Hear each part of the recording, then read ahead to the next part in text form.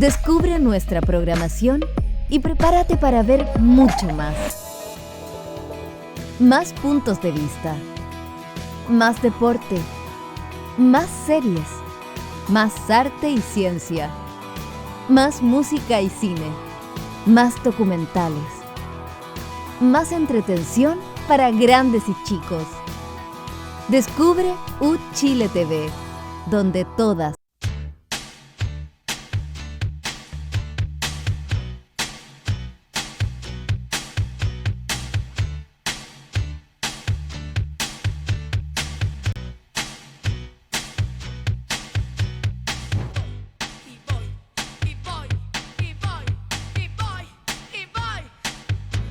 ¿Cómo están ustedes? Muy buenas noches, bienvenidas, bienvenidos a un nuevo capítulo de Descabelladas. Me encuentro, como siempre, con dos grandes. Alejandra Matus, ¿cómo estás?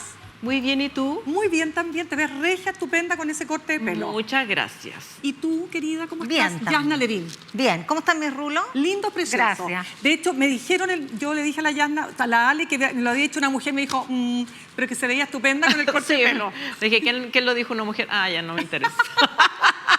Pero se ve regia estupenda. Estupenda. Regia estupenda. Para lo que me sirve, pero bueno. Oiga, ya no nos tiremos al suelo. No tiremos al Por suelo.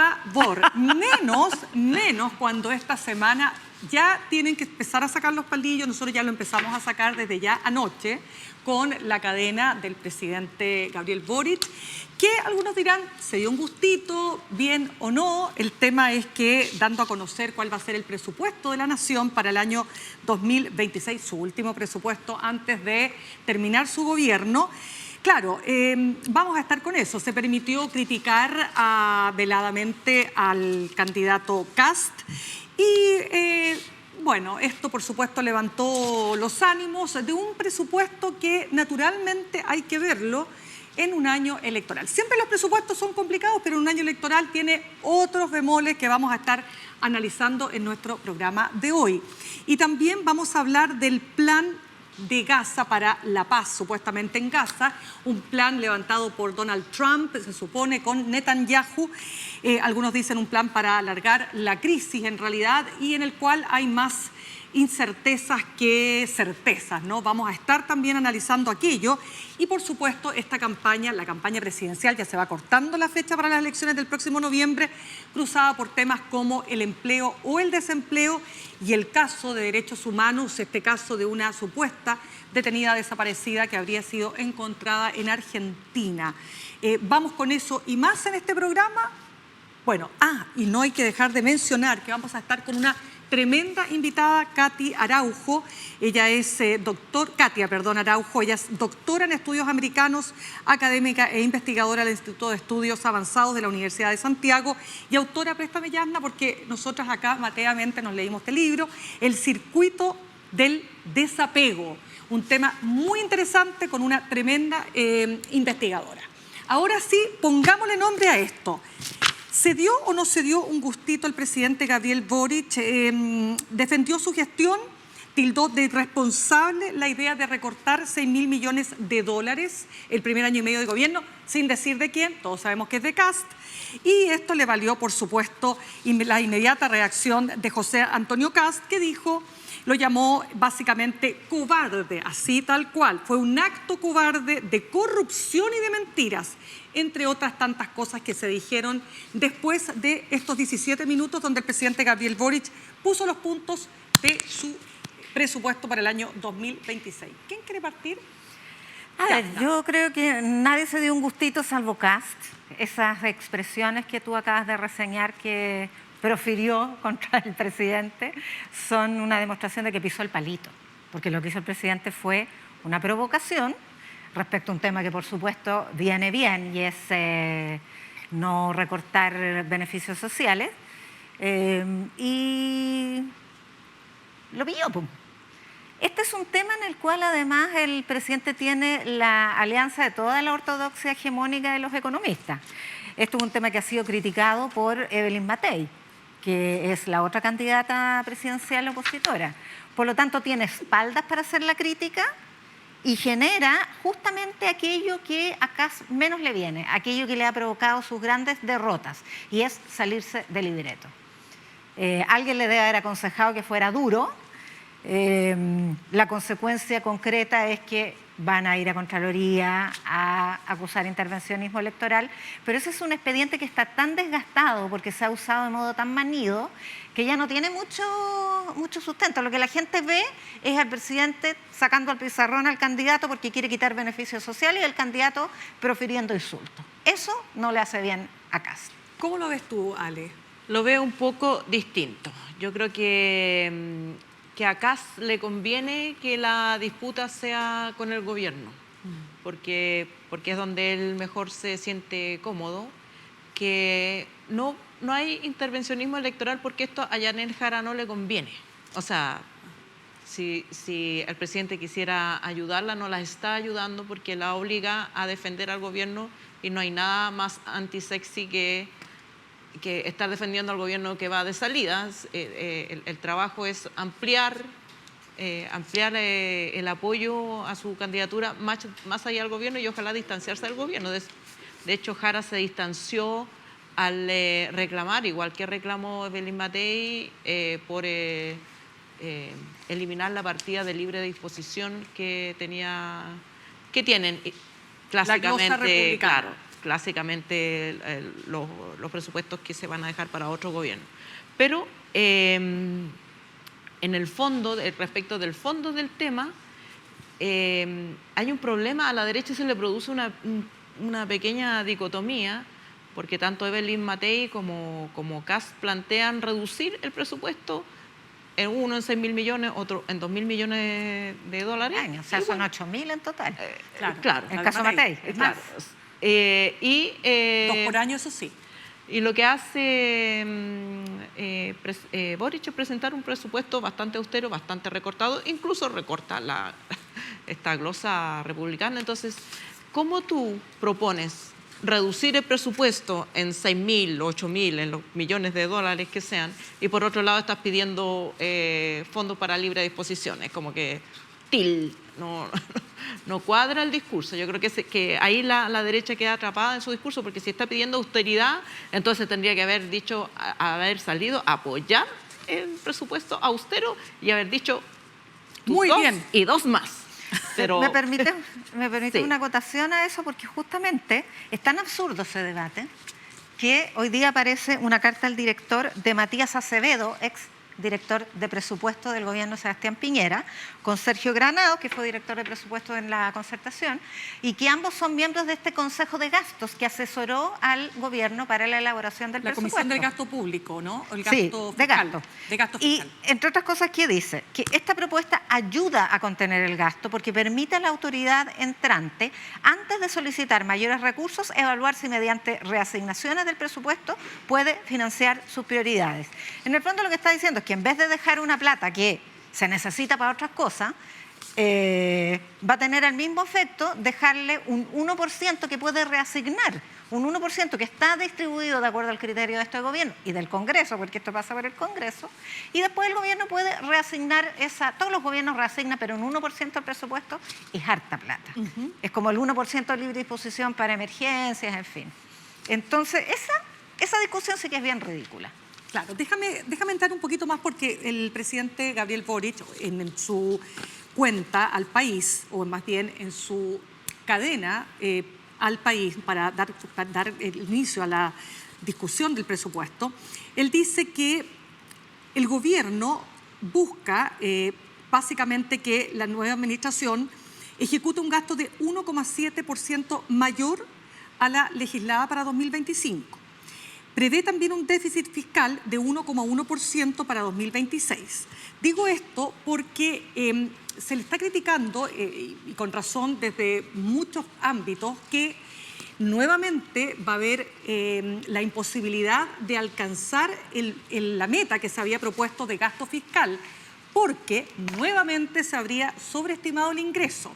Entonces, si hay algo que uno podría decir que los economistas coinciden en que más allá de si dijo lo que dijo respecto de Kast, y si más allá de que si las cifras son transparentes o no son transparentes, porque la verdad es que todo va a estar discutiéndose abiertamente en el Congreso, más allá de lo que digan unos u otros, donde hay consenso es que por tercer año consecutivo, muy probablemente esta administración habrá proyectado más ingresos que los que realmente ingresaron y por lo tanto habrá un tercer año con déficit fiscal.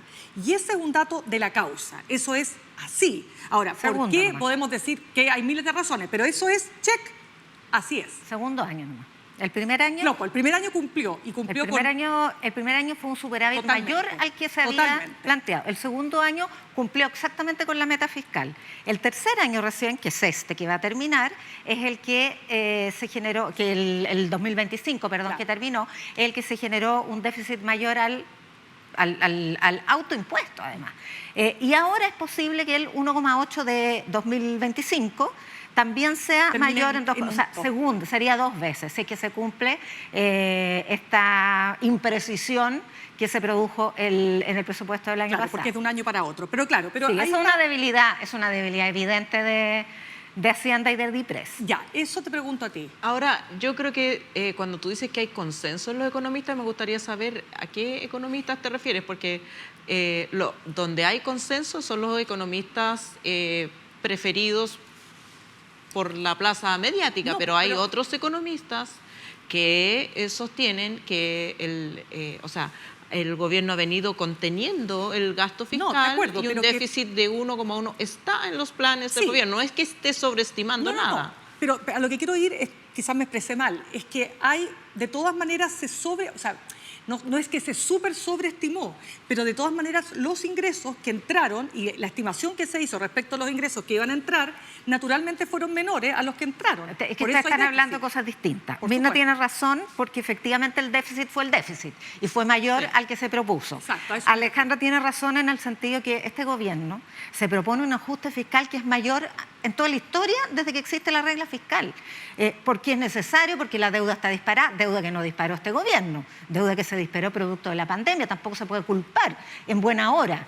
Pero el ajuste puede ser mucho más gradual y ahí es donde ha primado una ortodoxia liberal que nos da cuenta de un consenso y en ese sentido yo creo que este presupuesto tiene un punto simbólico muy relevante y es que no es lo mismo negociar un presupuesto y un ajuste fiscal a partir de un ministro de Hacienda concertacionista del socialismo democrático que hacerlo con un ministro de Hacienda del Frente Amplio. O sea, es la pérdida definitiva de esta mirada no más heterodoxa en el ámbito de la economía. Ahora, esa fue la misión que le dieron a Nicolás Grau. Cuando él asumió como ministro de Hacienda, el presidente le dijo responsabilidad fiscal y responsabilidad fiscal. Pero a mí me parece interesante el punto que agregó el presidente ayer, y es responsabilidad social también, y por eso no hemos tenido conflictividad. Ahora, ese equilibrio, cada mirada ideológica determinará qué tan logrado está. Y ahí yo creo que efectivamente, como dice Alejandra, no hay un consenso. Hay mucho disenso. Pero de hecho, te doy al tiro la palabra, Alejandra, se instala a partir de la cadena de anoche esta idea de que el presidente tiene una mirada de un Chile imaginario, ¿no? Versus la otra mirada, que es el otro extremo, el Chile que se cae a pedazos. Y no es ni lo uno ni lo otro, porque en realidad efectivamente hay no podría decir una tensión. De hecho, los economistas más serios y menos ideologizados hablan de un estrés fiscal, pero en ningún caso una crisis, ningún caso una cuestión que tú digas, oye, estamos llegando a los niveles de Argentina, o sea, por supuesto que no, pero ni siquiera si nos tuviéramos que comparar con nuestros vecinos. Estamos en una situación de estrés fiscal, pero el punto es que estamos además a semanas de una elección presidencial. Entonces, las y los candidatos necesitan instalar ciertos temas. Y la candidata Matei le ganó el quien vive justamente al candidato Kast. Al instalar ella esta idea de la falta de transparencia y otro punto que ha estado en la discusión, y es que este gobierno estaría chuteando deudas que no ha pagado para que sean pagadas en el próximo presupuesto, cuestión que hacen todos los gobiernos, dicho sea de paso. Ale. Sí, bueno, saquemos la paja del trigo. O sea, Hay cosas que pasan siempre en el debate presupuestario y digamos que en general, el debate es que el ministro de Hacienda o quien quiera que esté amarra mucho la billetera y vienen las presiones sectoriales. Todo el mundo pide ajuste fiscal, pero cuando le tocan su sector, vienen los encadenamientos, no, esto no me lo van a tocar. Por supuesto que ahora además está la campaña presidencial que está muy recalentada y donde cualquier cosa va a ser vista. Pero a mí no se me pasa por alto respecto de la jugada de Matei, que adivinen quién preside en el Senado la comisión que tiene que ver el presupuesto. Jimena Rincón. Jimena Rincón, que por supuesto está muy feliz de ahondar y aportar en los puntos que hace Matei sobre la supuesta falta de transparencia y que las dos tienen mucha experiencia porque las dos han estado en ese cargo, entonces van a revisar hasta Ahora, el último ella peso. no es candidata a nada en este momento. Pero tiene así un hacha, Pero va a ser para, ministra, por favor, claramente. vengan a mí de a uno, porque aquí voy a cortar cabecitas, todo lo que pueda. Es como cuando dijo yo voy a tomar palo. Claro, ahora viene, venga Guanchumilla, venga. Pero fue venga, una buena jugada. Pero fue una buena jugada. Por supuesto, pero es que además, recordemos para nuestra audiencia, a lo mejor no todo el mundo tiene presente, que recientemente en una presentación que hizo el socialismo democrático más la democracia cristiana para que el Tricel determinara que Jimena Rincón no podía repostular y ganaron eso, ella hizo unas declaraciones tipo, ahora se las van a ver conmigo, o sea, ella no va a olvidar esa afrenta. Y yo creo que va a usar y le resultó bien. Yo creo que en este tema fue Jimena Rincón la que asesoró a Matei. Sí. Pero por eso les digo, el ambiente está caldeado porque además estamos, insisto, en las etapas ya acercándonos a ese momento crucial donde, aun cuando digan lo que digan los encuestadores y los expertos electorales, que la gente puede incluso tomar la decisión por quién va a votar en la cola antes de la urna, sabemos que en esta semana se juegan varias cosas y además, ya lo vamos a estar conversando en el siguiente bloque, porque el propio Kast ha estado bajando en las encuestas, no está subiendo ni como la espuma, ni de manera tranquila y sostenida, sino que ha estado detenido o bajando y hay preocupación. Pero desde ese punto de vista me parece que el presidente le hizo un regalo. O sea, yo igual creo que le dio. ¿Para qué? ¿Para qué? Le dio un regalo. ¿Para qué? Sí. ¿Para qué poner a Kast hoy día como la víctima? Hay disenso en este panel. Claro, porque en el fondo Kast tiene un punto, les guste o no. El presidente está en un espacio, en un púlpito, digamos, donde no tiene ninguna competencia. O sea, ¿quién más puede, qué político no quisiera tener una cadena nacional para decir lo que quiere decir? Y resulta que él le dice, yo no puedo responderle en los mismos términos. Yo creo que el presidente se equivocó, creo que le dio en bandeja un momento para que Kast se victimizara, ¿no es cierto?, y no se discutiera el fondo, que son estos 6.000 millones, que cómo los va a lograr, sino que finalmente cómo es posible que el presidente ocupe esta tribuna para usarlo de manera electoral. No, yo ya di mi opinión sobre eso, creo que todo lo contrario, creo que Kast pisó el palito y cometió un gran error porque el espacio peleador es el que a él no le conviene.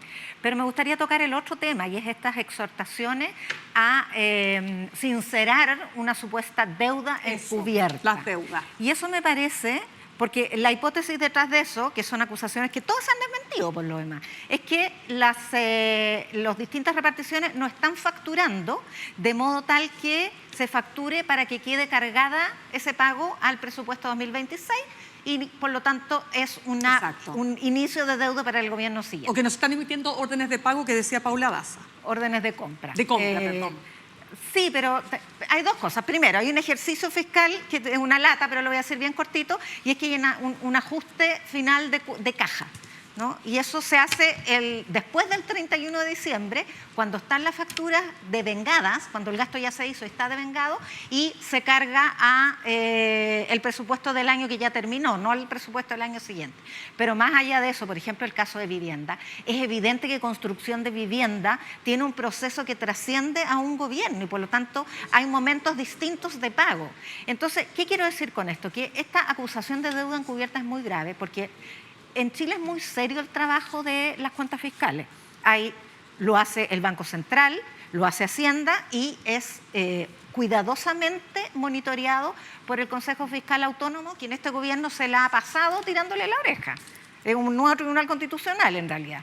Se ha convertido en un verdadero fáctico, pero lo hace y hay un seguimiento. Y además durante todo el año la Comisión Mixta de Presupuestos del Congreso Nacional está revisando la ejecución del gasto.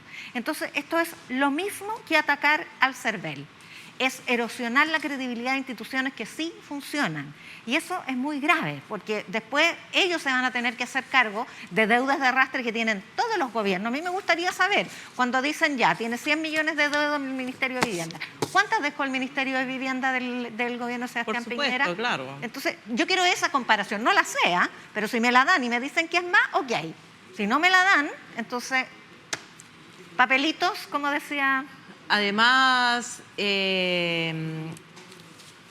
sí, el tema, me parece que el tema es que todos los gobiernos que asumen, sea del signo que sea, asumen el presupuesto aprobado por el antecesor.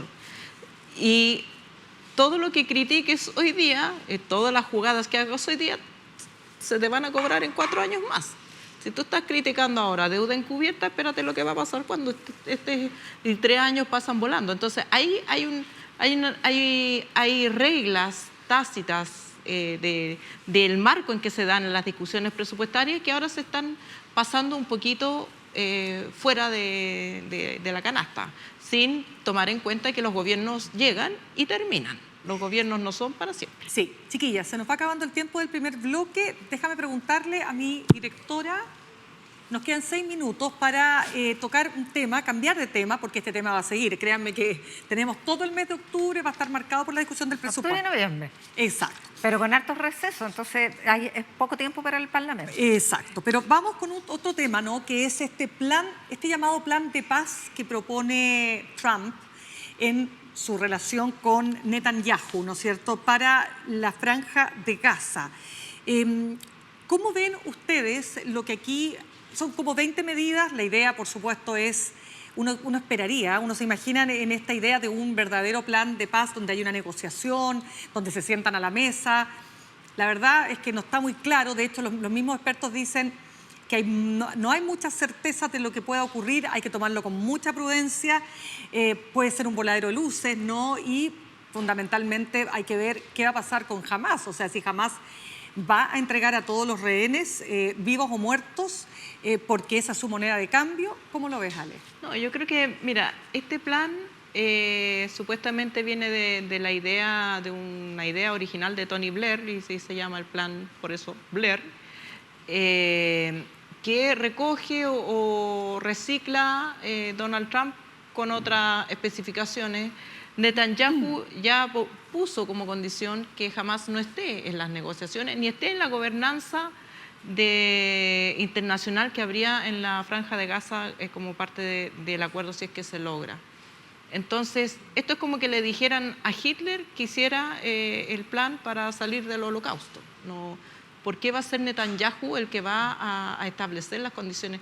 No hay una tercera parte imparcial que pueda lograr un acuerdo de paz entre las partes, una de las cuales tiene la fuerza y la otra parte, si bien tiene los rehenes y tal, está bastante demolida, no es un ejército regular con el cual se pueda, ni un gobierno, no es un gobierno, no es un Estado. Entonces yo creo que no hay condiciones para que el acuerdo prospere si los líderes de este acuerdo son Trump, que es el único aliado que le va quedando a Netanyahu, y Netanyahu. ¿Quién más está en esa mesa? No le veo... Sí hay. O sea, lo aprobaron algunos países árabes, pero con la reserva de una cuestión que es lo más importante en el plan, y es que esto termine con 2 estados.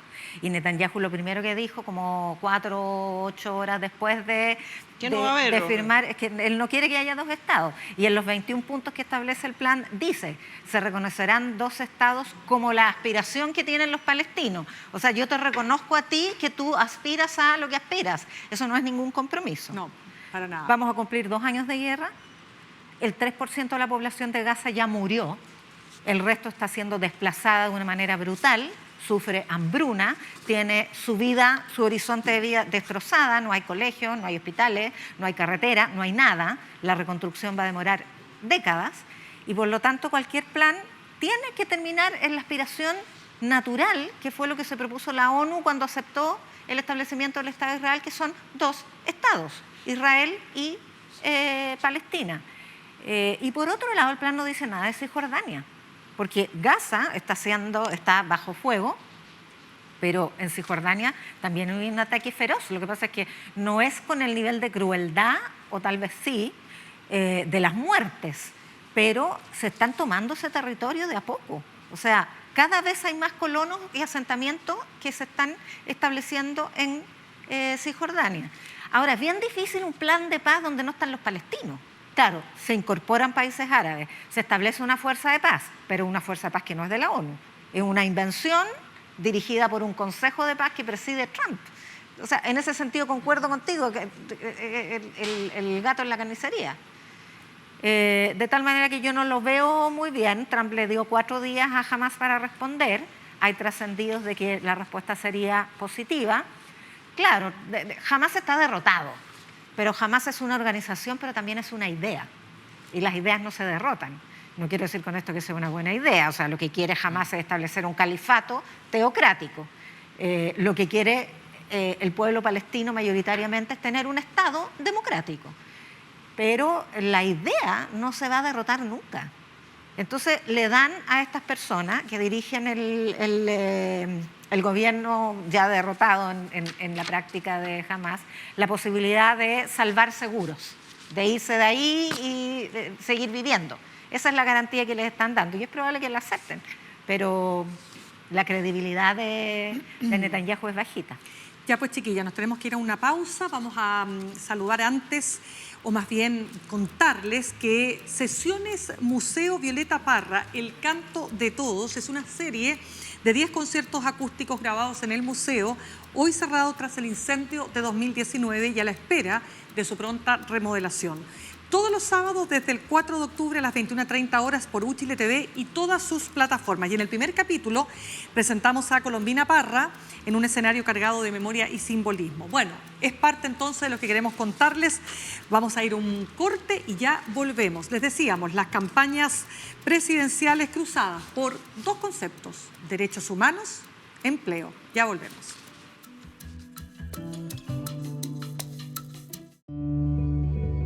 El Museo Violeta Parra abre sus puertas para presentarnos 10 sesiones de destacados artistas musicales en medio de sus muros y pasillos cargados de historia. Porque la música no solo suena, también evoca, sana y mantiene viva la memoria. Todos los sábados a las 21:30 horas, sesiones Museo Violeta Parra, solo por las pantallas de Uchile TV.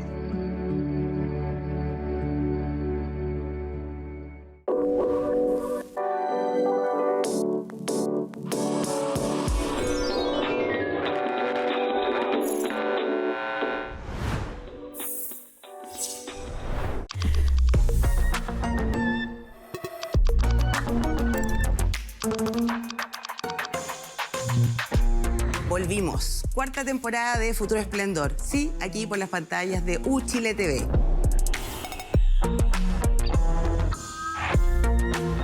En esta oportunidad lo que vamos a hacer es tener conversaciones incómodas sobre temas importantes. Seguimos con la locura de pensar que filosofía, cultura pop y televisión son posibles.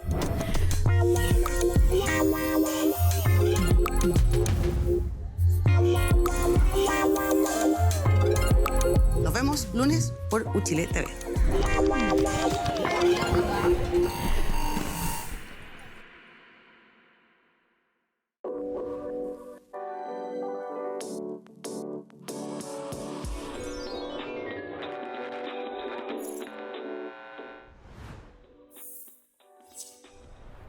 Bien, ya estamos de regreso. Me imagino que algunos de ustedes habrán visto encuestas. Todos los fines de semana estamos llenos de encuestas. La encuestitis parece ser un factor o un fenómeno, más bien, que es muy propio de Chile. No sé, de repente uno conversa con gente de afuera y como que te dicen, pero ¿por qué ustedes todas las semanas tienen una encuesta? Bueno, pero así es. Esto ya está instalado y tenemos la encuesta semanal, la encuesta bimensual, la encuesta mensual, bueno, etcétera. Pero ¿qué nos muestran las encuestas? Que las y los candidatos están bastante estancados, ¿no? Es verdad, dos cosas son verdad. Bueno, es verdad que Jara está teniendo la votación que tiene el gobierno, hasta ahí está, digamos, 30 puntos más o menos, baja, sube, y sigue siendo la que ganaría en primera vuelta, no en segunda. Respecto de Kast, sí es verdad que le ha ido bajando unos 6 puntos, y sí es verdad que tímidamente Matei se va acercando, pero todo esto es relativo y cada uno lee la encuesta según le conviene el agua para su molino según la conveniencia. ¿Por qué digo todo esto? Porque en este marco, el que marca un punto tiene la posibilidad de que su candidata o candidato aparezca más en las conversaciones, en los medios de comunicación, etcétera. Y esto, sin duda que está alimentado por fundamentalmente un hecho que acaba de ocurrir, y es el caso de una supuesta detenida desaparecida, una mujer llamada Bernarda Vera, que habría sido militante del MIR, estuvo en una serie de situaciones que ya le vamos a pasar a explicar, pero que supuestamente su familia, su hija en particular, que cuando ella desaparece tenía 6 años, no sabía que su madre estaba viva.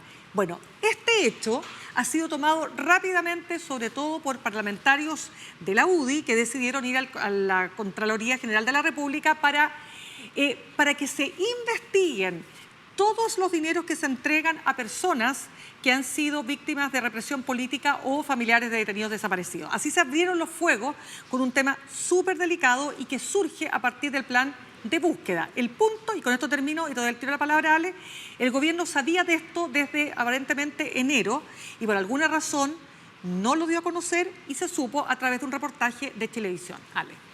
Sí, yo creo que hay que separar los distintos hechos. Un hecho es que en el contexto de la verificación de antecedentes que estaban en distintas fuentes, no es que fueran antecedentes nuevos, sino que distintas bases de datos se agruparon, se limpiaron esas bases de datos para actualizar el número de víctimas de violación a los derechos humanos, detenidos desaparecidos y ejecutados fundamentalmente.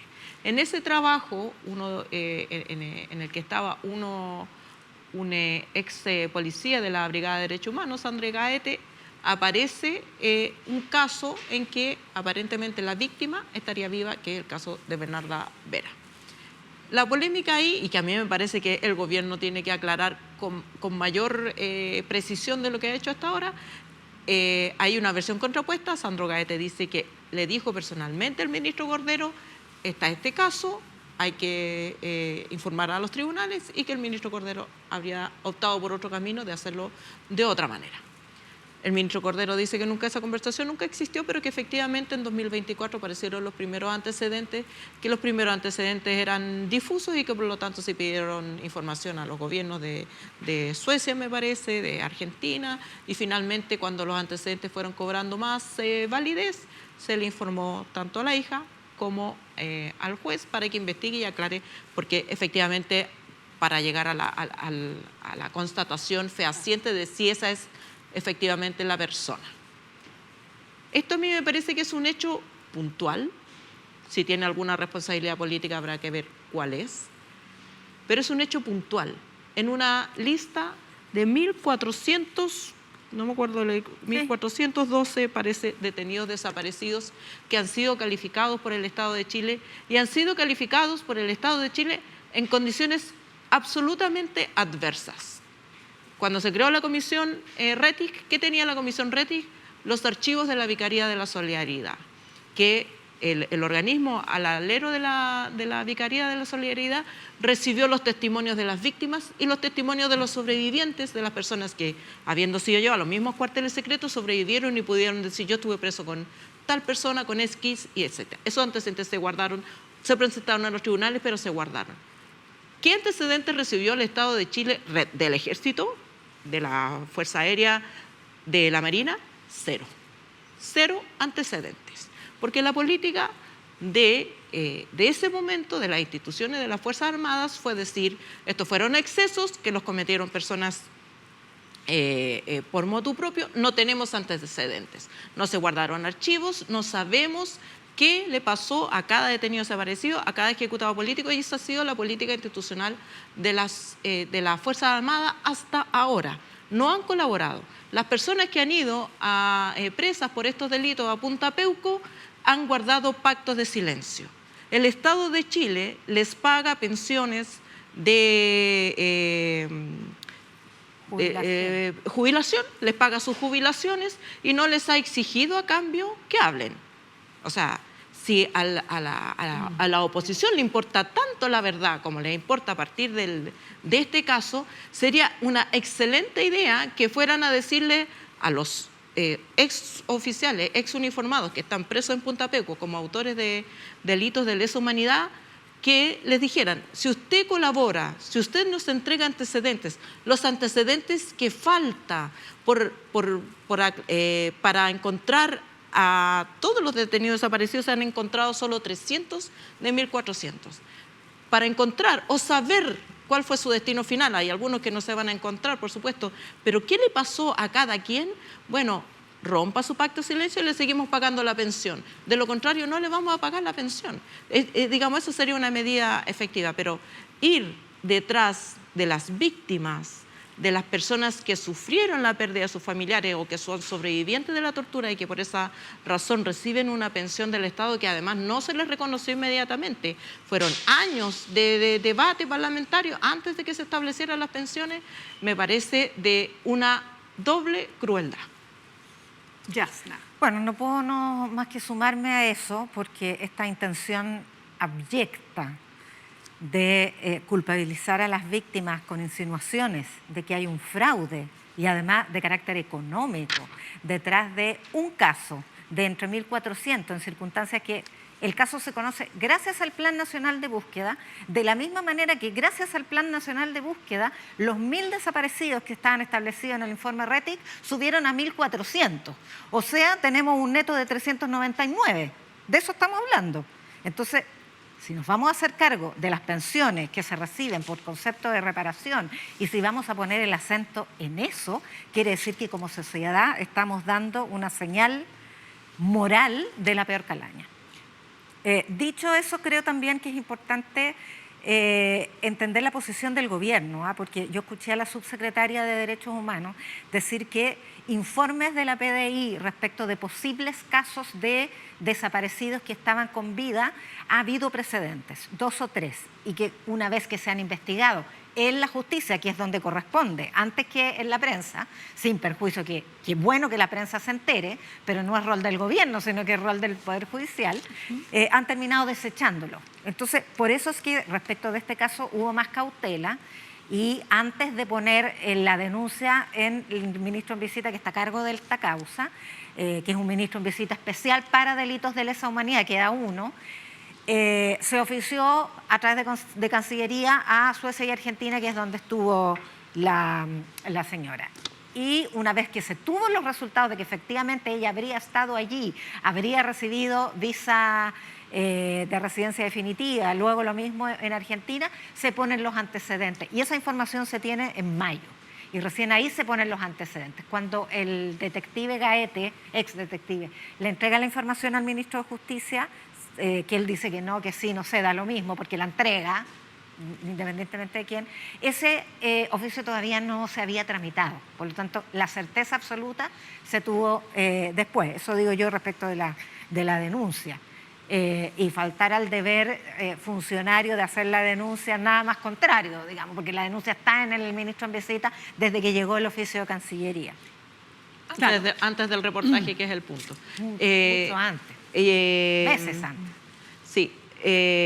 También creo importante, o sea, a mí me sorprende, salieron unas declaraciones de que había una asociación ilícita para defraudar al fisco.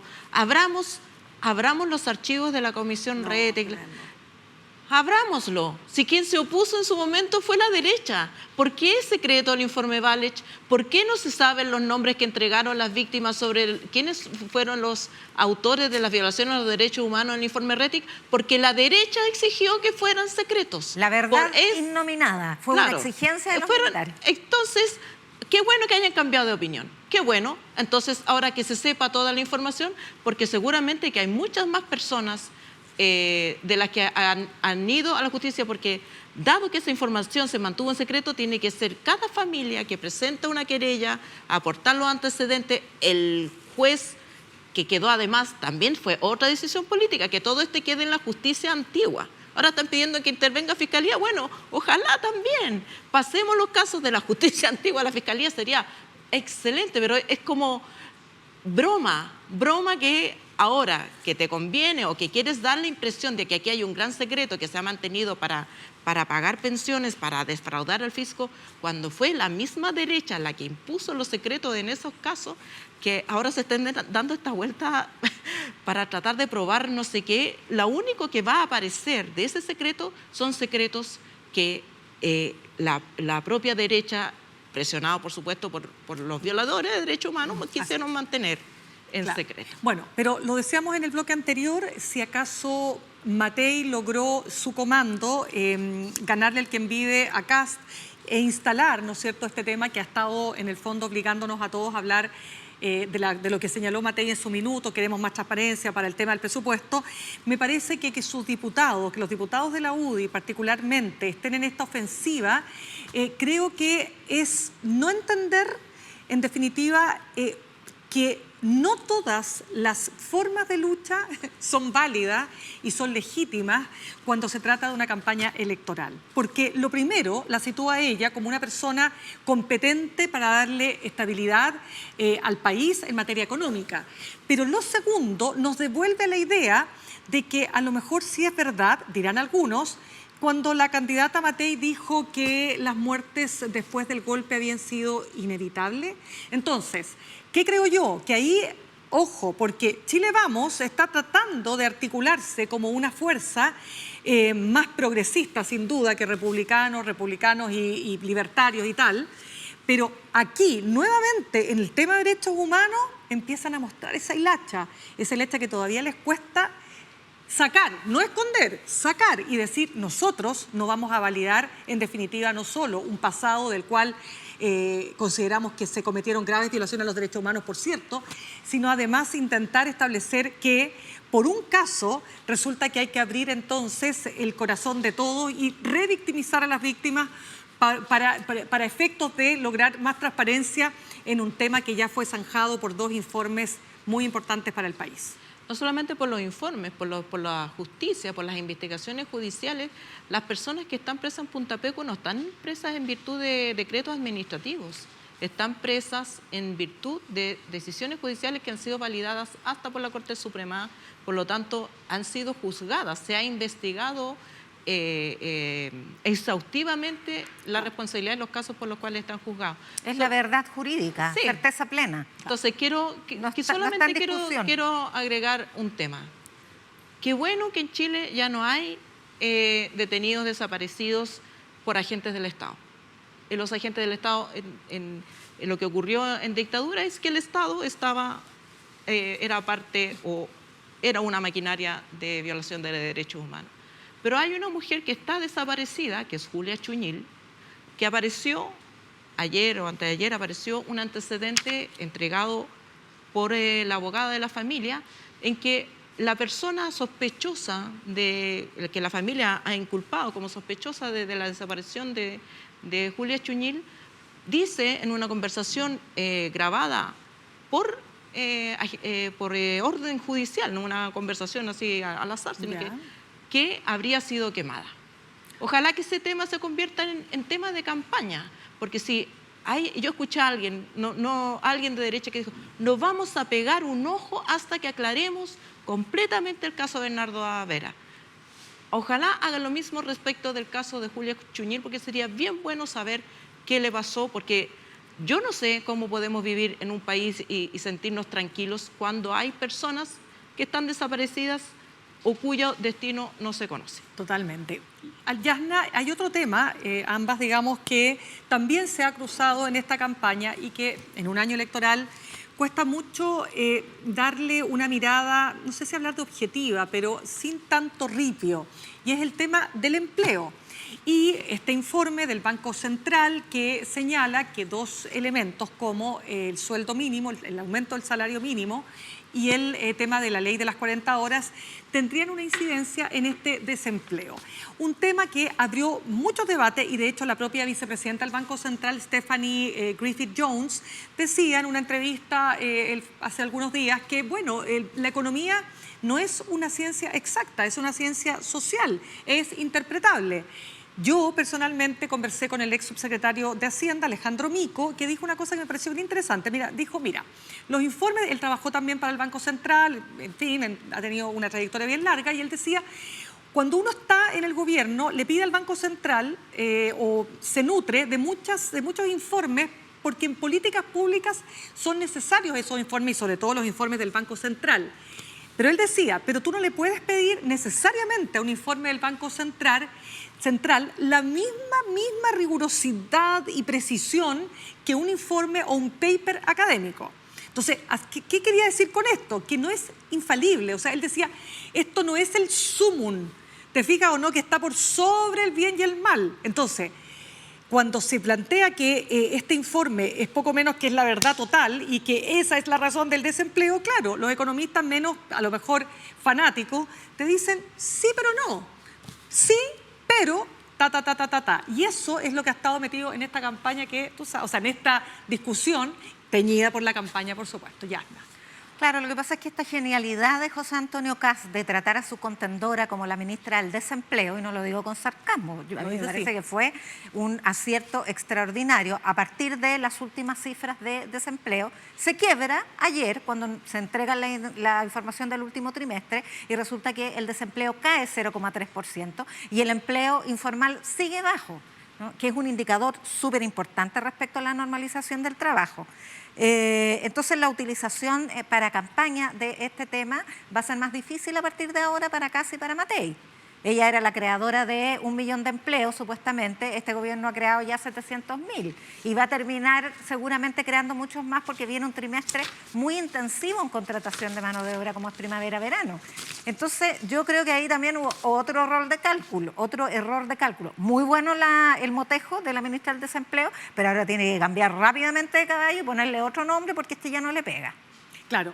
De todas maneras, ya sabemos que en el tema del desempleo, dos buenos economistas, dos grandes economistas, como son Andrea Repetto y David Bravo, se confrontaron. Se confrontaron porque David Bravo sostiene, él es el director del Centro de Estudios Longitudinales de la Universidad Católica, y él decía que nosotros enfrentamos una emergencia laboral, lo viene diciendo hace harto tiempo. Y ella, Andrea Repetto, decía que antes de hablar de emergencias es importante estudiar con cuidado lo que hay detrás, porque ella hablaba de una cuestión que generó harta controversia entre ellos dos, que no lo decía con esas palabras, no estaba apuntando directamente a David Bravo, pero en el fondo que aquí se estaban mezclando peras con zapatos en el análisis de la informalidad, de la desocupación, en fin, cuando se mezclaban incluso datos que provenían del INE con datos de la Superintendencia de Pensiones, ¿verdad? Pero ¿por qué lo menciono? No para aburrir, sino para decirles que ni siquiera entre los economistas hay una sola posición respecto al tema del desempleo, y por eso que esto es importante, los datos, y los datos ojalá sin estas interferencias, ¿no? Como decía Andrea Repetto, respecto de mezclar datos que vienen de una fuente respecto de datos que vienen de otra fuente. Mira, yo creo que en este tema el presidente ganó el punto. Recordemos que fue aquí que el presidente dijo que es debatible el informe del Banco Central. Que tenía una discrepancia. Claro. Eso no lo había dicho nunca el presidente, ¿ah? No sé, si le pusieron mucho color. Yo creo que no. Pero bueno, abrió la caja de Pandora y lo menos que le dijeron es que no tenía título para hablar del tema, recordemos. El señor con el apellido compuesto. Claro, pero después, digamos, después de esa histeria que produjeron sus declaraciones y una defensa así casi mágica del Banco Central, se han ido aquietando las aguas y ha habido efectivamente economistas serios con distintas miradas, reconociendo que hay puntos que son debatibles y que donde la discrepancia es legítima, y que la economía y que los informes del Banco Central no son infalibles ni son una especie de verdad revelada que no se puede discutir ni se puede, y que solamente hay que tener los títulos del señor de apellido compuesto para poder opinar sobre ellos. Así que me parece que eso es sano para el sistema democrático, de entender que sobre la economía hay distintas miradas, no hay solo una forma de ver la economía. 30 segunditos. Tenemos ¿Sí? tiempo, denle Estupendo, nomás. porque, a ver, ¿qué es lo que hizo el Banco Central? Hizo un modelo, una simulación a partir de una serie de supuestos para establecer que el desempleo, en parte, entre varios otros factores, se explicaba por su encarecimiento, o sea, 40 horas y salario mínimo. Luego de la discrepancia del presidente y la suma de explicaciones que se dio, la propia Rosana Costa, presidenta del Banco Central, explicó que, primero, por qué se refirió al empleo del Banco Central, que se tiene que preocupar de la política monetaria y no del empleo.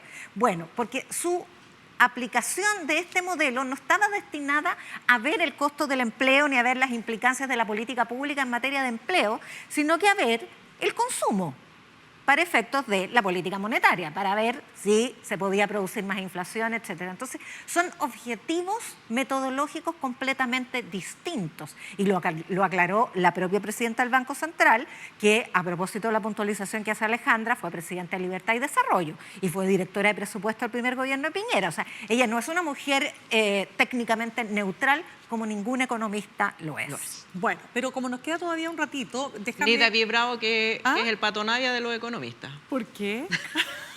¿A qué te refieres? Explícalo, Porque por estaba favor. en una postura inicialmente y después ha ido transitando velozmente a otras posturas. Está bien, cambiar es Cambiar legítimo, es legítimo, totalmente.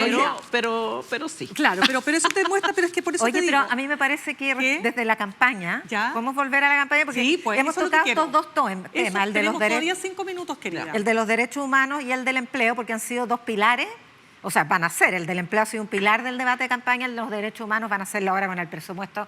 No nos quepa la menor duda que la derecha Que va a otra agarrar vez le este van a tema. poner un peso al Instituto Nacional de Derechos Humanos y a la Subsecretaría y al Plan Nacional de Búsqueda, que no tiene presupuesto asegurado. Imagínate. O sea, que el Plan Nacional de Búsqueda es un decreto, no es una ley. No es una Y ley. por lo tanto se puede derogar Se puede con derogar la en misma cualquier facilidad momento. que, Bueno, que se sí, decreta. Pero eso es. espérate, Dale. hay otra novedad respecto al tema de las candidaturas presidenciales.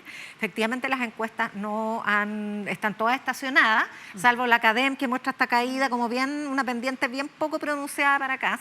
Pero sí hay un cambio fundamental que se produjo esta semana, comienza esta semana, que es cuando se aprueba la voluntariedad del voto extranjero, al no aplicarle multa. Es un 5,8% del electorado de votantes extranjeros que no van a estar obligados a ir a votar y que en un 40% votan CAS. Bueno, Entonces, y que- yo creo que eso sí va a alterar importante. Pero si de eso modo ya se importante. sabe que está alterando, o sea que van a, pues, particularmente el comando de CAS está poniendo su atención ahí en lograr que las personas que ya viven hace más de 5 años, particularmente venezolanos, voten, o sea, que vayan a votar, porque si no hay multa, obviamente en la práctica se vuelve un voto voluntario. No, yo quería solamente cerrar respecto de preguntarles cómo ven ustedes, y hablamos de CAS, hablamos de Matei, pero cómo han visto a Janet Jara en estos días. Yo creo que Janet Jara está bajo presión de los partidos para tener una presencia más lucida, sobre todo mediática, pero me parece a mí, como observadora, que está en una estrategia de mantención, porque esto no es una carrera de 100 metros, es una maratón, tiene que sobrevivir. La primera... pasar a Tiene que pasar segunda la vuelta, primera- tiene que pasar la primera meta. y después ahí viene, digamos, la otra parte. Entonces ahí hay debate, uno depende a quién le pregunta. Hay gente que dice, no, ahora hay que meterle aire al comando en vistas a esa segunda campaña porque no va a ser tiempo suficiente, pero otros dicen, ojo, que también el desgaste, o sea, mientras más empuje tiene en los primeros 50 metros, en los segundos No, pero metros, sí. claro. Entonces Tiene- yo creo que hay, por supuesto, distintas miradas de estrategia y todo. Lo que sí yo percibo, sobre todo en los cuadros técnicos, en los cuadros económicos, es una cierta reticencia a comprometerse porque hacen el cálculo de que va a perder.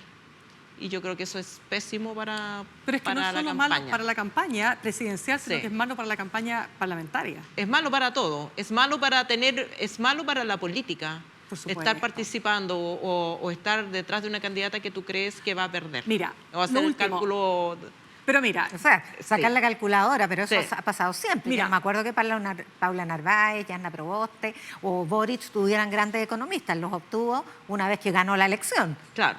Bueno, pero mira, lo conversaba con Mario Desbordes, el alcalde de Santiago, hace unos días, que decía, ojo con la encuesta, porque a mí me daban casi que empatando con Iracy Hasler y gané por 20 puntos. Sí. Entonces, hay que tener ojo ahí. Evidentemente las encuestas están para ser miradas de soslayo, ni siquiera para comprometerse mucho hay que tener, porque ya sabemos lo que pasa con las encuestas. Un día estás arriba, un día estás abajo, y sobre todo con estas mediciones semanales que fluctúan demasiado según la circunstancia más inmediata. Yo creo que eso puede efectivamente cambiar, y no olvidemos que Sichel encabezaba las encuestas y ¿quién pasó a segunda vuelta? José Antonio Caz. Bueno, ahí se equivocaron la encuesta en todo. Bueno, pero por eso le digo, sí. ¿no? Y por eso en Jadwe también. Esto es con voto obligado.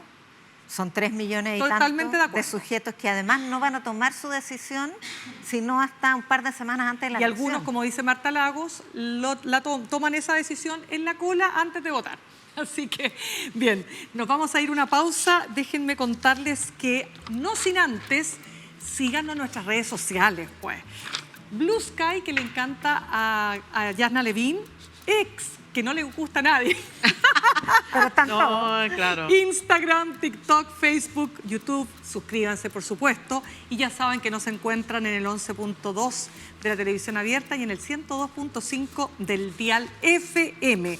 Nos vamos al corte y al regreso vamos a estar conversando con una gran entrevistada, doctora en estudios americanos, académica e investigadora del Instituto de Estudios Avanzados de la Universidad de Santiago, autora de este libro, El circuito del desapego, Katia Araujo. Ya volvemos.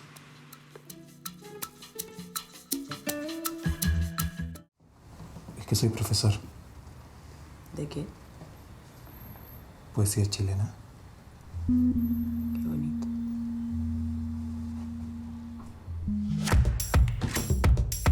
El cine chileno tiene muchas caras. Y en Uchile TV las queremos mostrar todas.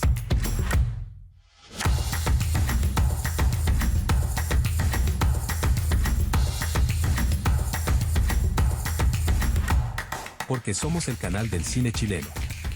No te pierdas la nueva temporada de La Maleta. La Maleta, cine chileno de ayer y hoy. Comentado por sus propios creadores. La Maleta. Todos los sábados a las 22 horas.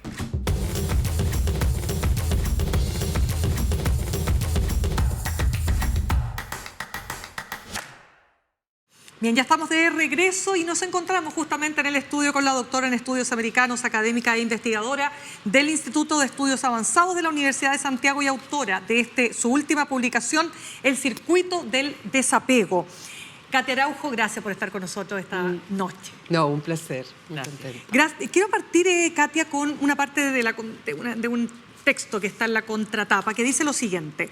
Se trata de un momento en que al agobio, al desencanto generalizado y a la inestabilidad irritada de las relaciones sociales se suma a lo que aparece como la tendencia más importante y amenazante para el lazo social, como también el lazo político hoy, el desapego.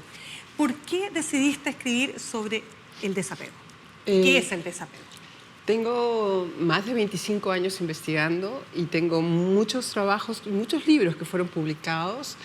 Y yo creo que una decisión para hacer este libro fue poner todo junto para hacer una tesis general sobre la sociedad chilena. O sea, había trabajado sobre algunas dimensiones de la sociedad chilena, pero me parecía que era momento de generar una gran tesis y también porque yo tengo la impresión de que hay demasiadas conversaciones públicas, no necesariamente todas muy sustentadas en estudios o investigaciones. Hablo que este libro está hecho de mis investigaciones, pero también de las de mis colegas. O sea, cuando uno escribe un libro es porque ha leído todo lo que el resto ha hecho. Y hay una tendencia a decir que en realidad no sabemos qué nos está pasando. Estamos muy confundidos, esto es muy complejo, etc. Y creo que no es cierto. Creo que hay mucha información, creo que yo puedo dar una tesis, yo estoy ofreciendo una interpretación general, puedo estar equivocada y pueden venir otros colegas y decirme, mira, acá te equivocas, mejoras. Pero creo que es hora de poner como las grandes tesis interpretativas un poco para también contrarrestar esta cantidad de interpretaciones que a veces, yo la verdad soy investigadora y creo que mis otros colegas también, nos quedamos un poco con la boca abierta a las cosas que pueden decirse, no sé, en columnas, etcétera, etcétera.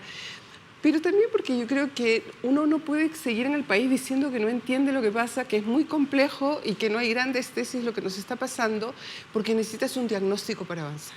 ¿Y cuál es tu diagnóstico en ese sentido? Este es el que yo estoy planteando. Creo que en la sociedad chilena ha habido un circuito. Este circuito no es consecutivo necesariamente porque todos los componentes de ese circuito están presentes ahora y es una mezcla de desmesuras que han llevado a grandes agobios en la población, de desencantos por promesas no cumplidas, tanto del neoliberalismo, promesas económicas como promesas de la democratización de la vida social, meritocracia. ¿No? Hay mucho descontento y desencanto por estas promesas no cumplidas. Hay, por supuesto, un grado de irritación muy alto porque en las últimas décadas el país cambió mucho. O sea, cambiaron los individuos, cambiaron las formas de relacionarnos, se pusieron en tensión todo eso que nosotros sabíamos de cómo había que hacer las cosas para enfrentar la vida social, de cómo yo debía tratarte a ti, cómo tú me debías tratar a mí, cómo yo debería tratar a XX o esperar de otras personas. Todo eso se cambió y eso más el agobio ha irritado mucho las relaciones sociales. Entonces estamos en una sociedad agobiada por las desmesuras del trabajo, no tenemos tiempo, no sabemos cómo cumplir con nuestras propias obligaciones morales, desencantada, irritada. Pero la último componente, yo creo que es un componente muy complicado, que es este componente de desapego. Y el desapego, entonces están todas estas presentes, ¿eh? No es que ninguna se nos haya ido, pero yo quería marcar el desapego porque el desapego es algo que sí creo que es serio, también es una de las motivaciones de este libro, así como plantear e insistir, que es como, primero, decir, aquí no hay anomia, y todos los que estén hablando de anomia, en realidad está errado, porque no tenemos anomia. Lo que hay es, obviamente, grupos que se salen de la norma, para los cuales las normas, ¿no? que la sociedad en su conjunto no son las que rigen sus conductas. Estamos de acuerdo, en todas las sociedades existen estos grupos que son grupos más marginales o que están más al borde de las sociedades, pero no es lo que nos caracteriza. Hasta el momento, las personas hacemos, no sé, pues en general no nos cruzamos todas las luces rojas, en general, no sé, cumplimos cosas básicas. Entonces, no tenemos anomia. Este no es un país anómico. Hay que dejar de decir que esto es anomia. Como tampoco el 19 fue anómico, fue otra cosa, pero anomia es una manera de decir en negativo lo que nos está pasando. Lo que nos está pasando es que hemos tomado una distancia, por eso el desapego. El desapego no es que uno se salió, es una distancia que uno se imagina siempre estando como un poco fuera de la sociedad. Una distancia con la idea de la sociedad en su conjunto, una distancia con una idea de que todos somos y somos plurales y también parte de esta sociedad son esos que no nos gustan, esos que piensan diferente. O sea, hay una distancia y eso significa que hay una falta de intensidad en tu relación con la sociedad. Una falta de intensidad que es muy importante, porque la intensidad relacional con la idea de sociedad, con los otros, con las instituciones, con lo que yo hago, con el propio sujeto social que tendría que ser, esa falta de intensidad hace que, bueno, uno se comprometa menos, que uno se comprometa con menos estabilidad, que uno esté mucho menos dispuesto a hacer cosas para sostener la vida social. La vida social no se sostiene de sí misma y no se sostiene a las instituciones. La vida social se sostiene el esfuerzo que yo hago cada mañana por yo y todo el mundo, o sea, tú y todos los que trabajamos en donde sea, de levantarnos, de levantarnos para ir a trabajar. La sociedad se sostiene del hecho que, no sé, produzcamos hechos de cuidado con los otros. La sociedad se sostiene de ir a votar, pero se sostiene de cosas que tienen que ver con esos grados de adhesión, de intensidad vincular con esa idea de lo social. Y ese desapego que yo creo que es muy importante, porque tú para avanzar en una sociedad, para transformar una sociedad, para mejorar una sociedad, para lo que sea que quieras hacer, necesitas un grado de intensidad, alguna manera en que tú sientas que esa sociedad te devuelve algo que te dignifica, que te hace grato ser parte de esa sociedad, que te parece lindo. Y lo que está ocurriendo es, la gente obviamente extrae, ¿no?, estas formas de dignificación, pero de grupitos chiquitos y no de la idea social. Eso es súper grave, porque para todo lo que tengamos que resolver, desde las amenazas del cambio climático a crimen organizado, nómbrame cualquier cosa, tú necesitas un tejido social más fuerte. Ahora, este desapego viene de momentos de alta intensidad y alto compromiso. Yo pienso en momentos en que la sociedad chilena ha estado altamente comprometida con lo que pasa y se puede frustrar o decepcionar del resultado posterior. Me imagino el plebiscito del 88. O sea, la gente hizo enormes esfuerzos por ir a inscribirse, participar en momentos, digamos, que tampoco era obvio, ni era un momento en que todo el mundo sabía cómo iba a terminar, ni si se iban a respetar los resultados. Hubo un compromiso de la población más allá y por encima de los partidos políticos en su momento, de decir, esto lo vamos a resolver aquí en la urna. Otro momento, con todo el proceso constituyente, que hubo alta participación desde que las ideas o estos consejos los organizó Michelle Bachelet, aunque se venía planteando desde antes. Hubo mucha participación de gente que dijo, ya me voy a comprometer, y fueron y dieron sus tardes y todo a estar en discusión con otros. ¿Cómo nos imaginamos una constitución que no sea esta? Y ahora yo pienso que algunas de esas personas no quieren ni saber, ni que les mencionen, porque hubo demasiado compromiso para algo que terminó siendo un completo fracaso. Sí, de todas maneras. Bueno, eso tiene que ver con lazo social y lazo político, ¿no? Porque el libro discute el lazo social, pero también lazo político, porque el desapego al lazo social además se refleja en un desapego al lazo político. Uno lo puede ver además en otras cosas que son políticamente como las militancias. Cada vez hay menos militancia de partidos políticos, por ejemplo, o el hecho de que las participaciones, incluso en organizaciones sociales, son muy puntuales, ¿no? Son muy para algo concreto que toque a mis intereses, pero no hay una estabilidad un poco mayor. O sea, hay muchas señales de que eso es así. Una razón es el desencanto, sin duda. Hay grados de desencanto que son muy importantes. Otra es el agobio. La gente está muy cansada, estamos muy cansados, trabajamos mucho. El tiempo del trabajo... Pero si uno escucha a ciertos políticos, digamos, es una tropa de gente floja que lo único que quiere es no trabajar y las 40 horas ya les parece un exceso. No, bueno, esa es una manera de pensar de, bueno... Pero es que quiero calificar. Sí, pero porque, es parte de un sentido común. Pero sí. es como la conversación. Es que yo creo que entran esas cosas que tienen como... Claro, tienen razones políticas y tienen razones también que son razones menos políticas y mucho más instrumentales de ganar para tus propios intereses, de convencer de que en realidad el mundo de las exigencias laborales y todo lo demás está súper bien y lo que tenemos es un mundo de personas flojas. No, yo creo que lo que está ocurriendo, una de las cosas que creo que todos los estudios muestran, los míos también, y de manera sistemática, es que la sociedad le pide a las personas que para que tú te sientas como digna de ser parte de esta sociedad, tienes que tener algunas cosas que pasan por el consumo.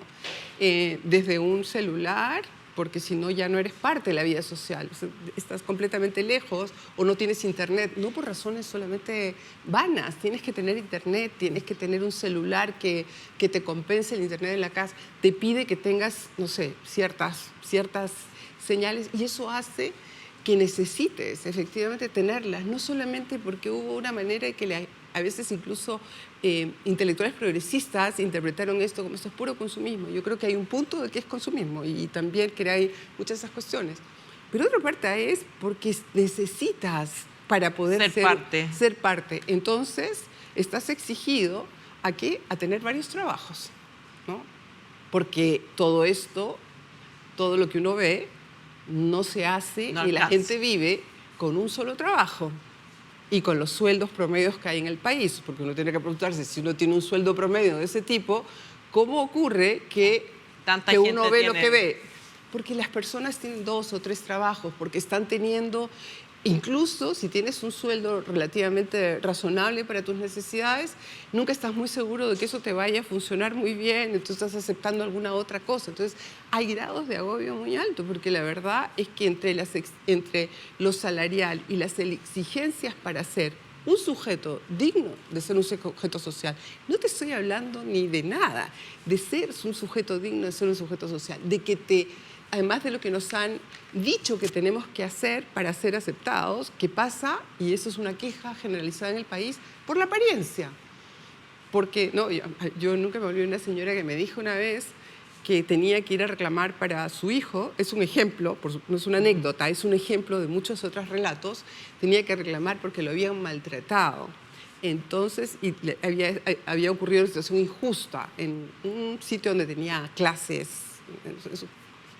Y la señora me dijo algo así como, y entonces ella se fue a estas tiendas de ropa de segunda mano, se compró una ropa, se vistió, y hasta ahora me acuerdo que dijo así como enfática, y miércoles, y ahí fui, ¿no? O sea, como con mucha energía, pero con el sentimiento de que eso le hacía posible defender a su hijo de formas de discriminación muy grandes, porque si no, no iba a ser escuchada. Sin percha no llegaba. Entonces, no es solo un tema de consumo. Yo creo que sí tenemos un problema de consumismo, de que entramos en algunas como ofertas que son ofertas como del sistema, ¿no?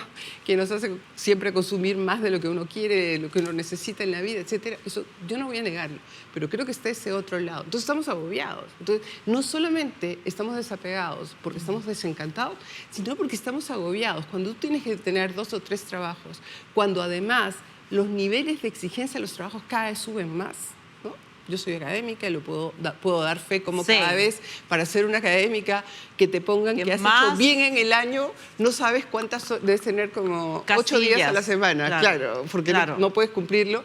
Siendo académica, y yo creo que hay muchos casos en otros lados, estoy dando solamente un ejemplo, yo creo que con toda esa cosa como de desmesura, ¿no? Y ese agobio, lo único que quieres es protegerte. O sea, protegerte lo más posible. Y no tienes tiempo. Incluso las personas sufren mucho porque hay una obligación que es obligación moral con las familias. Y para personas de sectores populares, por ejemplo, es muy claro que la presencia es muy importante, porque las amenazas para los niños no son las amenazas que son los sectores medios o los sectores medios acomodados. Las amenazas son reales, o que al niño le caiga una bala perdida, o que se meta al narcotráfico. Se meta al narco, a la delincuencia. O sea, son súper concretas y deberían estar presentes, porque la única manera de sostener su autoridad es con presencia física. Y no pueden, porque tienen que trabajar, o porque tienen que tener 2 trabajos. O como me dijo alguien una vez, o el caso de alguien que tenía una vez, que tenía varios trabajos y el fin de semana trabajaba de vigilante para poder pagar el club de fútbol de su hijo, porque el club de fútbol de su hijo es muy importante. Entonces, ese es el país en el que vivimos, ¿no? Estamos súper agobiados. Y la última, perdón, solamente para terminar, es porque estamos muy irritados. Y como tenemos muchas irritaciones, que cada vez que yo me junto con alguien, no sé cómo tengo que actuar, tengo que chequear, y de repente, no sé, pues termina en que me gritonea, me insulta. O sea, esas cosas de irritación del mundo social, la gente se quiere también proteger. Entonces, una razón muy importante es de protección. El desapego tiene que ver con protección. El desapego tiene que ver también con formas de individualismo egoísta, sin duda, pero también tiene que ver con maneras de protegerte del exceso de demanda, de las irritaciones, pero también de los conflictos morales que a las personas se le producen por estar en una sociedad que tiene un montón de valores súper lindos, que es bien difícil cumplirlos, Claro. porque el mundo te lleva a otro lado. Sí, lo que pasa es que estaba pensando en el contrario del desapego es el apego, y el primer vínculo de apego que establecen los psicólogos es con la madre, ¿no? Que es el pegoteo, es la lactancia, el apapachamiento, que es protección. Y en cambio, una consecuencia del desapego, no sé si es lo que has observado en tu monitoreo, es la soledad. Ayer se conoció la encuesta financiera de hogares, y una de las cosas que me pareció más increíble es el aumento exponencial de los hogares unipersonales, no monoparentales, no una madre con un hijo, no, unipersonales, gente sola. Entonces ese desapego respecto de, y por otro lado tenemos una natalidad que cada vez 1,03, ¿no? No alcanza para pensar en una sociedad que se reproduzca como está y que se mantenga, que se sostenga. Entonces, esa soledad, ¿cuánto contribuye a esta situación de desapego? Que no es la madre, es la comunidad, el vínculo de apego primario. Sí, de todas maneras, yo creo que tiene que ver con, o sea, el desapego está ligado a estas experiencias de soledad, y el desapego yo creo que es, por eso digo que es muy erosivo, porque el desapego lo que hace es que te quita del horizonte la idea de lo común, por un lado, y también detrás del desapego hay eso que tú estás diciendo, que es que por algún motivo no hemos logrado, no voy a extenderme ahora en todas mis teorías, pero por algún motivo, digámoslo así, no hemos logrado hacer que la sociedad sea algo que nos llame, ¿no? Para poner tu analogía con la cuestión de la madre, los psicoanalistas dicen que para que uno esté en el mundo, entre al mundo y no se quede fuera del mundo, fuera de los registros del mundo y nunca más entre y no entra, o sea, digo que puede entrar al lenguaje y al mundo que compartimos, tiene que sentir algo del llamado de este mundo, ¿no? Del llamado que es de acogimiento. Pero tenemos déficits, y lo he dicho otras veces, pero yo voy a volver a insistir, algo del déficit de los espacios para el placer. Que no sea el reviente, que sea el placer. Hay déficit de espacios públicos para estar juntos. Hay un déficit de... Yo voy a dar un ejemplo que como quizás es tonto, pero los espacios, por ejemplo, los espacios de celebración en las oficinas, ¿no? Hace poco vi que los habían castigado porque habían hecho un cóctel no sé dónde y les habían castigado por la Contraloría y no sé qué. Y yo digo, bueno, no podemos matar el hecho de que la única cosa que a ti te agrega y te congrega y te apega es tener ese llamado, pero también experiencias placenteras de lo que es estar en sociedad. O sea, quitarte, pensar que es superfluo tener un cóctel para que los que trabajan juntos estén juntos, o hacer un asado y poner un vino una vez al año, encuentro que es como una señal de deshumanización. Y entonces tenemos que controlar, o sea, como regular la idea de que controlemos, que no haya excesos, por supuesto estoy completamente de acuerdo, con que tengamos detrás de eso haya una vista deshumanizadora de la sociedad, porque cuando tú deshumanizas, alejas a las personas, las pones cada vez más solas, le entregas menos espacios de energía para estar en el mundo, de razones para la existencia social, de querer existir socialmente como sujeto social. Eso no lo vas a lograr solamente porque yo gane tanto, o logre... Eso por supuesto, pero las sociedades entregan otras cosas. En el camino entre tu trabajo y tu casa deberían haber experiencias placenteras, ¿no? Tú sabes, Kate, disculpa que te interrumpa, pero hoy día justo antes de venir al programa pensaba en una serie de episodios que han ocurrido en los últimos días de estos llamados turbazos, ¿no? turbazos en casa de personas que están durmiendo, que entran 5 o 10 individuos de manera muy violenta, un hecho que claramente es muy traumático para las personas que lo viven, evidentemente. Muchos de ellos son incluso menores de edad, y puntualmente había ocurrido el caso de una farmacia en Vitacura que se produjo un turbazo por parte de 3 mujeres. Y yo te juro que lo primero que se me vino a la cabeza, la anomia. Porque, ¿qué es lo que pasa? O sea, claramente aquellos que participan lo hacen pensando en que, total, no van a llegar los carabineros, vamos a lograrlo, no me van a atrapar, voy a salir arrancando, tengo todo controlado. ¿Estoy equivocada entonces cuando tú hablas de que no es la anomia lo que predomina? Sí, lo que pasa es que yo creo que hay que diferenciar. Una sociedad anómica es toda una sociedad anómica. Yo creo que hay grupos y que hay una tendencia. Cuando yo, en ese libro, yo distingo 4 formas de desapego. Y una forma de desapego es una forma que sí es anómica, una de ellas. Las otras 3 no, pero hay una que sí es. Y esa